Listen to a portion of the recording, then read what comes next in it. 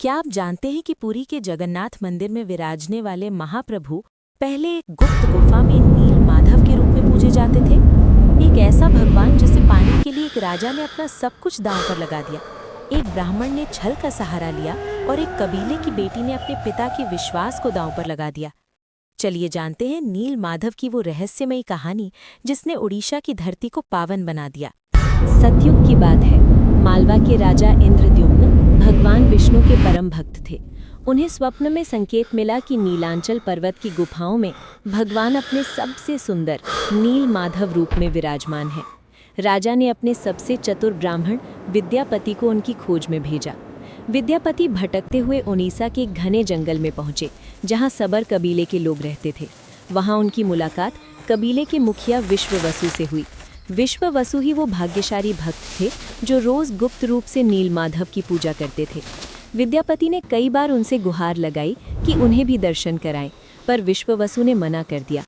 विद्यापति ने एक योजना बनाई। उन्होंने विश्ववसु की बेटी ललिता से विवाह कर लिया।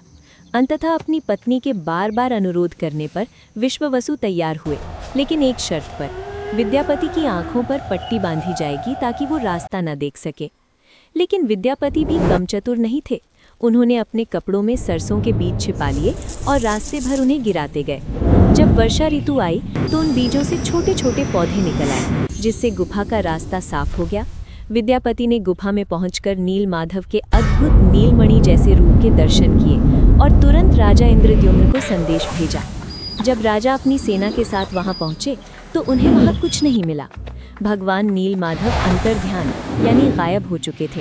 राजा बहुत दुखी हुए और अन्न जल त्याग दिया। तब आकाशवाणी हुई, हे राजन, दुखी मत हो।